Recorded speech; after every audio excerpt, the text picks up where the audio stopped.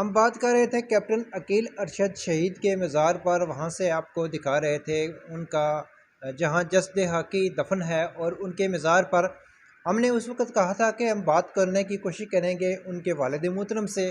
तो हम मौजूद हैं बाबू मोहम्मद अरशद साहब के पास, और इनसे एक तो हम शहीद की ज़िंदगी के मतलब भी बात करेंगे, और इनका ख़ानदानी बैकग्राउंड भी ऐसा है कि जब भी इनके बेटे ने शहादत पाई उसके बाद इन्होंने मुझसे पहले भी बात करते हुए कहा था कि मेरा एक ख़ानदानी बैकग्राउंड है कि जो ऐसे ही सिलसिला चला आ रहा है। जी, आज के दिन हम बात करेंगे कुछ तो कैप्टन अकील अरशद के मतलब और कुछ आपके ख़ानदानी बैकग्राउंड के मतलब, क्योंकि आपने पहले भी हमसे ये कहा था कि, और ऑफ दी लाइन भी आपने हमसे गुफ्तगू के दौरान यही कहा है कि मेरा एक ख़ानदानी सिस्टम चला आ रहा है कि मैं एक शहीद का बेटा हूँ, मैं एक शहीद का पोता हूँ। ये कैसा, ये कहाँ से सिलसिला चलता है?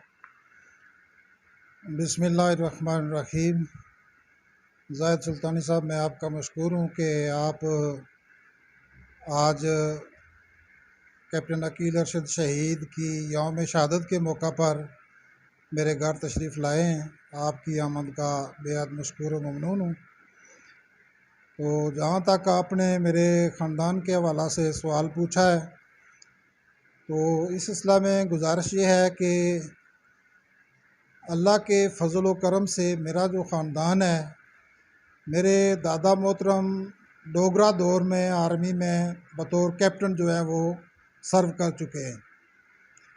मेरे वालिद मोहतरम जो हैं वो भी आर्मी में थे, तो वो हवलदार थे आर्मी में। तो आर्मी की एक गाड़ी में उनकी शहादत हुई, तो अल्लाह ने मेरे वालिद को भी शहादत का रुतबा अता किया। तो आगे मेरे एक ताया मोहतरम हैं, वो भी आर्मी में सर्विस करते रहे हैं। तो बतौर सूबेदार रिटायर्ड हुए और अज़ां बाद उनकी शहादत हुई।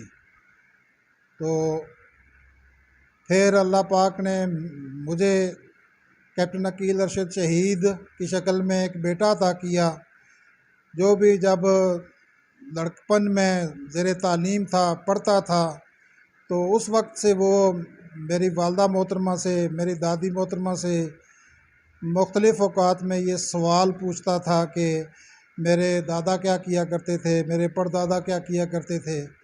तो उस वक्त मैं और मेरी बेगम और मेरी वालदा मोहतरमा और घर के दीगर अफराद उसे बताया करते थे कि आपके परदादा जो थे वो आर्मी में डोगरा दौर में बतौर कैप्टन जो है ना वो रहे हैं। ठीक है, आपके एक दादा जो है वो रिटायर्ड सूबेदार हैं, एक दादा जो है आपके वो हवलदार थे आर्मी में, वो शहीद हो चुके हैं। तो इस तरह कैप्टन अकील अरशद शहीद जो है ना वो बचपन से ही उसके अंदर आर्मी के हवाला से एक ज़ौक़, शौक़, एक जुनून की हद तक था कि मेरे ख़ानदान के लोग जो कि आर्मी में थे, तो इसलिए मैंने आर्मी में ही जाना है। उन्होंने दौरान सर्विस बहुत सी खिदमात सर अंजाम दी। कई बार वो जो बॉर्डर है होती है, LOC है, या दूसरी तरफ अफ़गानिस्तान के पास हमारी मगरबी बॉर्डर है, तो ऐसा भी हुआ।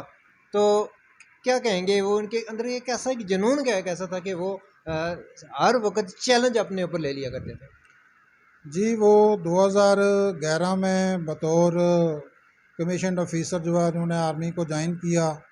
तो PMA काकुल में वो 2011 से 2013 तक वो रहे। तो जब ट्रेनिंग मुकम्मल हुई, तो ट्रेनिंग के बाद जो है उनकी जो फर्स्ट अपॉइंटमेंट थी वो जो अफ़गानिस्तान बॉर्डर है, अपर दीर, लोअर दीर, चतराल और सवात के एरिया में उनकी पोस्टिंग हुई।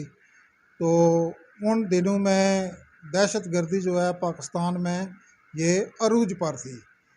तो मुझे फ़ख्र है कि मेरे बेटे ने अपनी सर्विस मुलाजमत के दौरान दहशत गर्दों की जंग के ख़िलाफ़ उसने भरपूर हिस्सा लिया। तो बस मैं इतना ही कह सकता हूँ कि मुझे फ़ख्र है अपने बेटे पे कि उसने दहशत गर्दों के ख़िलाफ़ जो है वो भरपूर जंग लड़ी और मुल्क और कौम के लिए बिलाखिर उसने अपनी जान नछावर कर दी। मेरे वतना वे मैंने पहले भी बात की थी, तेरा मेरा साथ निराला है। कुर्बान हुआ तेरी अज़मत पर मैं कितने नसीबों वाला है। वो देश मेरे तू जीता रहे, तूने शेर के बच्चे पाले हैं। एक लाल हुआ कुर्बान तो क्या 100 लाल तेरे रखवाले हैं। ये कैप्टन अकील अरशद शहीद के वालिद जो आज उनकी बरसी भी है, यौम शहादत भी है, और इस मौका पर वो हमसे गुफ्तगू करके आप दीगर नौजवानों के लिए भी एक मिसाल बन रहे थे। और मैंने इससे कबल भी इनसे बात की है और दीगर शहदा के वालिदैन से भी बात की है, लेकिन बात करते वक्त अपने भी जज्बात एक हद तक होते हैं।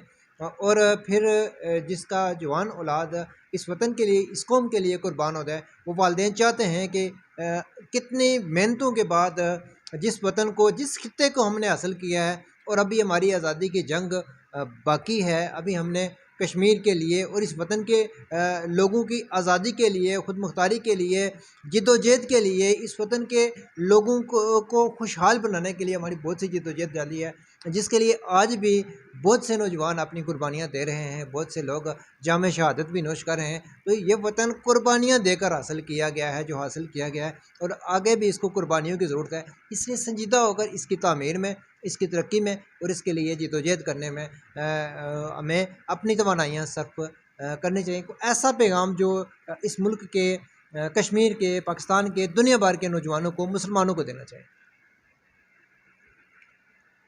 ये जो हमारा ख़ित्ता पाकिस्तान है, ये इस वक्त अंदरूनी सतह पे, बैनुल-अक़वामी सतह पे इस मुल्क को बहुत सारे चैलेंजेस जो है ना वो उनका सामना है। तो हम सब को मिलजुल कर इन चैलेंजेस का मुकाबला करना चाहिए।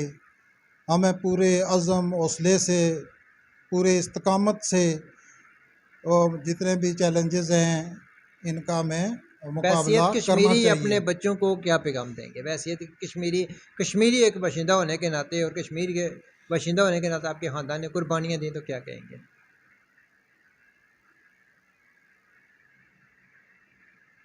हम दुआ करते हैं कि अल्लाह ताला इनके जज्बों को सलामत रखे, इनकी मोहब्बतों को सलामत रखे।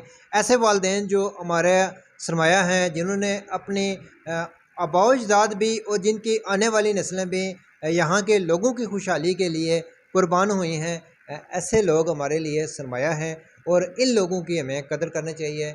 मुझे अपने साथी रिपोर्टर के साथ दीजिए इजाज़त। हमसे बात कर रहे थे, हमने पहले बात की कैप्टन अकील अरशद शहीद के मज़ार पर, और उसके बाद उनके वालिद गिरामी बाबू मोहम्मद अरशद साहब से आपसे गुफ्तगू करवाई। यकीनन हमारी इस गुफ्तगू के दौरान आपको बहुत कुछ मिला होगा।